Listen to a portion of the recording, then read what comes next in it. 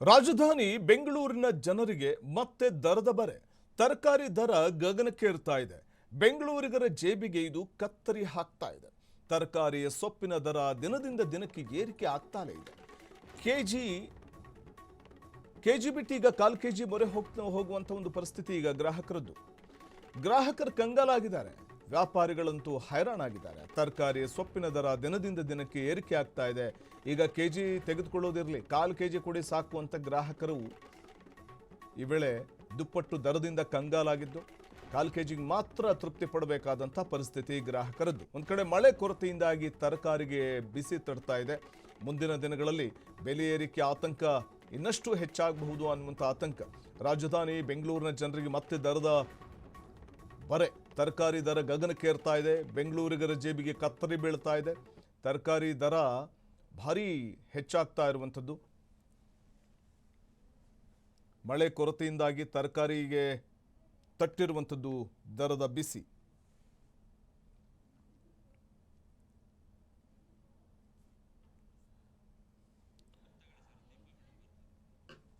ಬೆಂಗಳೂರಿನಲ್ಲಿ ತರಕಾರಿ ದರ ಗಗನಕ್ಕೇರಿದೆ.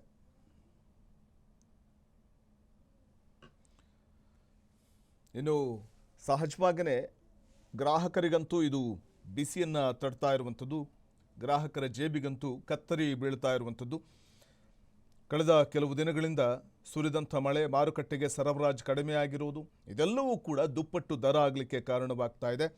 ಬದನೆಕಾಯಿ, ಸೊಪ್ಪು, ಬೀನ್ಸು ಹಾಗೂ ಕೆಲವು ಇತರೆ ತರಕಾರಿಗಳ ದರದಲ್ಲಿ ಗಮನಾರ್ಹ ಏರಿಕೆಯಾಗಿದ್ದರೆ, ಟೊಮೊಟೊ ಬೆಲೆ ಕೆಲವು ಕಡೆಗಳಲ್ಲಿ ಸ್ವಲ್ಪ ಇಳಿಕೆಯಾಗಿದ್ರೂ ಕೂಡ ಒಟ್ಟಾರೆ ತರಕಾರಿ ಖರೀದಿ ದುಬಾರಿಯಾಗಿದೆ. ಬೆಂಗಳೂರಲ್ಲಿ ತರಕಾರಿ ದರ ಗಗನಕ್ಕೇರಿರುವಂಥದ್ದು ಗ್ರಾಹಕರಿಗೆ ಇದು ತುಟ್ಟಿಯಾಗಿ ಪರಿಣಮಿಸ್ತಾ ಇದೆ. ಮತ್ತಷ್ಟು ಮಾಹಿತಿಯನ್ನು ಪಡೆಯೋಣ ನಮ್ಮ ಪ್ರತಿನಿಧಿ ದೀಪಾ ಅವರಿಂದ. ದೀಪಾ, ಬೆಂಗಳೂರಲ್ಲಿ ತರಕಾರಿ ದರ ಗಗನಕ್ಕೇರ್ತಾ ಇರೋದ್ರಿಂದಾಗಿ ಗ್ರಾಹಕರಿಗೆ ಯಾವ ರೀತಿಯಾಗಿ ಬಿಸಿ ತಡ್ತಾ ಇದೆ, ಗ್ರಾಹಕರ ಜೇಬಿಗೆ ಯಾವ ರೀತಿ ಕತ್ತರಿ ಬೀಳ್ತಾ ಇದೆ ಅಂತ, ತರಕಾರಿ ಬೆಲೆ ಈಗ ಎಷ್ಟೆಷ್ಟಾಗಿದೆ ಅಂತ, ಯಾವ್ಯಾವ ತರಕಾರಿ? ವಸಂತ್, ಹೌದು. ಈಗಾಗಲೇ ದಿನನಿತ್ಯದ ಅಗತ್ಯ ವಸ್ತುಗಳ ಬೆಲೆ ಏರಿಕೆಯಿಂದ ತತ್ತರಿಸಿರುವಂತಹ ಜನರಿಗೆ ಇದೀಗ ತರಕಾರಿ ಬೆಲೆ ಏರಿಕೆ ಕೂಡ ದೊಡ್ಡ ಹೊಡೆತವನ್ನ ನೀಡಿದೆ ಅಂತ ಹೇಳ್ಬೋದು. ಹವಾಮಾನ ವೈಪರೀತ್ಯ ಮತ್ತೆ ನಿರೀಕ್ಷಿತ ಪ್ರಮಾಣದಲ್ಲಿ ಮಳೆಯಾಗದಂತಹ ಕಾರಣಕ್ಕಾಗಿ ತರಕಾರಿಗಳ ಇಳುವರಿ ಕಡಿಮೆಯಾಗಿದೆ. ಅದರ ಜೊತೆಗೆ ಇದರ ನೇರ ಪರಿಣಾಮವಾಗಿ ಮಾರುಕಟ್ಟೆಯಲ್ಲಿ ತರಕಾರಿಗಳ ಬೆಲೆಗಳು ಕೂಡ ಗಗನಕ್ಕೇರಿದೆ ಅಂತ ಹೇಳ್ಬೋದು. ಇನ್ನ ಯಾವ್ಯಾವ ತರಕಾರಿಗಳು ಒಂದು ಕೆಜಿಗೆ ಎಷ್ಟೆಷ್ಟು ಬೆಲೆ ಇದೆ ಅಂತ ನೋಡ್ತಾ ಹೋಗೋದಾದ್ರೆ, ಬಟಾಣಿಕಾಳು ಕೆಜಿಗೆ 200 ರೂಪಾಯಿ ಇದ್ರೆ, ಡಬಲ್ ಬೀನ್ಸ್ 160 ರೂಪಾಯಿ ಇರುವಂತದ್ದು, ಬದನೆಕಾಯಿ 95ರಿಂದ 100 ರೂಪಾಯಿ ಕೆಜಿಗೆ ಇರುವಂತದ್ದು, ಇನ್ನ ದಪ್ಪ ಮೆಣಸಿನಕಾಯಿ 90ರಿಂದ 100 ರೂಪಾಯಿವರೆಗೂ ಮುಟ್ಟಿರುವಂತದ್ದು. ಇವುಗಳ ಜೊತೆಗೆ ಸೊಪ್ಪುಗಳ ಬೆಲೆ ಕೂಡ ಹೆಚ್ಚಾಗಿರುವಂತದ್ದು. ಮೆಂತೆ ಸೊಪ್ಪಿಗೆ ಒಂದು ಕಟ್ಟಿಗೆ 30 ರೂಪಾಯಿ ಇದ್ರೆ, ಪುದೀನ ಸೊಪ್ಪು ಕಟ್ಟಿಗೆ 20 ರೂಪಾಯಿ ಮಾರಾಟ ಆಗ್ತಾ ಇದೆ. ಈ ಬೆಲೆ ಏರಿಕೆಯಿಂದ ಗ್ರಾಹಕರು ಮಾತ್ರವಲ್ಲ, ವ್ಯಾಪಾರಿಗಳು ಕೂಡ ಸಂಕಷ್ಟಕ್ಕೆ ಒಳಗಾಗಿದ್ದಾರೆ ಅಂತ ಹೇಳ್ಬೋದು. ಯಾಕಂದ್ರೆ ಮೊದಲು 1ರಿಂದ 2 ಕೆಜಿ ಖರೀದಿ ಮಾಡ್ತಿದ್ದಂತಹ ಗ್ರಾಹಕರು ಈಗ ಕಾಲ್ ಕೆಜಿ ಅಥವಾ ಅರ್ಧ ಕೆಜಿಗೆ ತರಕಾರಿ ತಗೊಳ್ತಿದ್ದಾರೆ ಅಂತ ಕೆಲ ವ್ಯಾಪಾರಿಗಳು ಕೂಡ ಹಳಲನ್ನ ತೋಡ್ಕೊಳ್ತಿದ್ದಾರೆ ಅಂತ ಹೇಳ್ಬೋದು. ಇನ್ನು ಮುಂದಿನ ದಿನಗಳಲ್ಲಿ ಸಮರ್ಪಕ ಮಳೆಯಾಗದಿದ್ರೆ ತರಕಾರಿಗಳ ಇಳುವರಿ ಇನ್ನಷ್ಟು ಕಡಿಮೆಯಾಗಿ ಬೆಲೆ ಮತ್ತಷ್ಟು ಏರಿಕೆಯಾಗುವ ಸಾಧ್ಯತೆ ಇದೆ ಅಂತ ಹೇಳ್ಬೋದು ವಸಂತ್. ಆದ್ರೆ ಬಹುಶಃ ನಾವು ನೋಡ್ತಾ ಇದ್ರೆ ಈಗ ಒಂದ್ ಕಡೆ ಮಳೆಯ ಅಭಾವ ಕೂಡ ತಲೆದೋರ್ತಾ ಇರುವಂತಹ ಸಂದರ್ಭ. ಈಗ ತರಕಾರಿಗಳ ಅಭಾವ, ಮಾರ್ಕೆಟ್ಗೆ ಬರುವಂಥ ತರಕಾರಿಗಳು ಕೂಡ ಕಡಿಮೆ ಆಗುತ್ತೆ.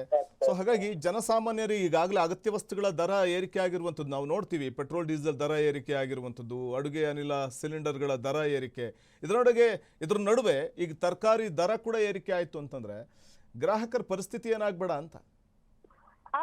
ವಸಂತ್, ಈ ಬಾರಿ ಈ ಹವಾಮಾನ ವೈಪರೀತ್ಯವೇ ಈ ಬೆಲೆ ಏರಿಕೆಗೆ ಪ್ರಮುಖ ಕಾರಣ ಅಂತ ಹೇಳ್ಬೋದು.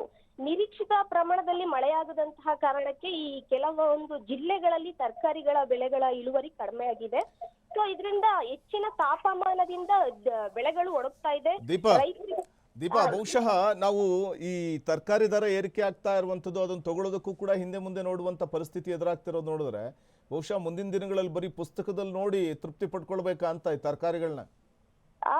ವಸಂತ್, ಹೌದು. ಈಗ ಈ ಹವಾಮಾನ ವೈಪರೀತ್ಯದಿಂದ ಈ ಬೆಳೆಗಳೆಲ್ಲ ಒಣಗ್ತಾ ಇದ್ದು ರೈತರಿಗೆ ಉತ್ಪಾದನೆ ಕಡಿಮೆ ಆಗ್ತಿರುವಂತಹ ಕಾರಣಕ್ಕೆ ಇದರ ಪರಿಣಾಮವಾಗಿ ಈ ಬೆಂಗಳೂರಿನಲ್ಲಿರುವಂತಹ ಪ್ರಮುಖ ಮಾರುಕಟ್ಟೆಗಳಿಗೆ ಬರುತ್ತಿರುವಂತಹ ತರಕಾರಿಗಳ ಪ್ರಮಾಣ ಕೂಡ ಕಡಿಮೆ ಆಗಿದೆ.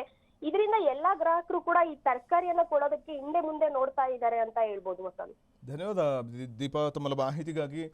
ಇದು ಬೆಂಗಳೂರು ಮಾರುಕಟ್ಟೆಗೆ ಬರುವಂಥ ತರಕಾರಿ ಕೂಡ ಅಗತ್ಯಕ್ಕೆ ತಕ್ಕಂತೆ ತರಕಾರಿಗಳು ಬರ್ತಾ ಇಲ್ಲ ಅನ್ನುವಂಥದ್ದು ಒಂದು. ಮತ್ತೊಂದು ಕಡೆ ಕಡಿಮೆ ಪ್ರಮಾಣದಲ್ಲಿ ತರಕಾರಿಗಳು ಬರೋದ್ರಿಂದ ಅವುಗಳ ದರ ಕೂಡ ಏರಿಕೆ ಆಗುತ್ತೆ. ಸೊ ದರ ಏರಿಕೆ ಆದಾಗ ಅದು ಸಹಜವಾಗಿಯೇ ಗ್ರಾಹಕರಿಗೆ ತುಟ್ಟಿಯಾಗಿ ಪರಿಣಮಿಸುತ್ತೆ. ಹಾಗಾಗಿ ಗ್ರಾಹಕರು 1 kg ತೊಗೊಂಡು ಹೋಗೋಣ ಬೀನ್ಸು ಅಥವಾ ಬದನೆಕಾಯಿ ಇರಬಹುದು ಅಥವಾ ಮೂಲಂಗಿ ಅಥವಾ ಕ್ಯಾರೆಟು ಅಂತಿದ್ದವರು ಬೇಡ ಸಾಕು 1/4 kg ಕೊಡಿ ಅಂತ ಕೇಳುವಂಥ ಪರಿಸ್ಥಿತಿ. ಆ 1/4 kgಯಲ್ಲೇ ತೃಪ್ತಿಯಾಗಿ ಸ್ವಲ್ಪ ಊಟ ಮಾಡಿಬಿಡೋಣ, ಸಂತೃಪ್ತಿಯಾಗಂತೂ ಊಟ ಮಾಡೋಕ್ಕಾಗಲ್ಲ, ಏನೋ ತೃಪ್ತಿಯಾಗಿ ಊಟ ಮಾಡೋಣ ಅಂತ ಒಂದು 1/4 kg ತೊಗೊಂಡು ಹೋಗುವಂಥ ಒಂದು ಪರಿಸ್ಥಿತಿ ನಿರ್ಮಾಣ ಆಗಿದೆ. ಇದು ಸದ್ಯಕ್ಕೆ ಒಂದು ಕಡೆ ಆದಾಯ ಮಾತ್ರ ಹೆಚ್ಚಳವಾಗ್ತಾ ಇಲ್ಲ, ಆದರೆ ದರ ಮಾತ್ರ, ಬೆಲೆ ಮಾತ್ರ ಗಗನಕ್ಕೇರ್ತಾ ಇರುವಂಥದ್ದು ನಿಜಕ್ಕೂ ನಾಗರಿಕರ ಪಾಡು ಬಹಳ ಶೋಚನೀಯ. ಅದರಲ್ಲೂ ಗ್ರಾಹಕರ ಪಾಡು ಬಹಳ ಶೋಚನೀಯ. ಆದರೆ ಮತ್ತು ವ್ಯಾಪಾರಸ್ಥರ ಪಾಡು ಕೂಡ ಮತ್ತೊಂದು ರೀತಿಯ ಒಂದು ಶೋಚನೀಯ ಪರಿಸ್ಥಿತಿ ಹೀಗೆ ಮುಂದುವರೆದು ಬಿಟ್ರೆ ಮುಂದಿನ ದಿನಗಳಲ್ಲಿ ತರಕಾರಿಗಳಲ್ಲಿ ಬರೀ ಪುಸ್ತಕದಲ್ಲಿ ಮಾತ್ರ ನೋಡಿ ತೃಪ್ತಿ ಪಡ್ಕೊಳ್ಬೇಕಾಗುತ್ತೋ ಏನೋ.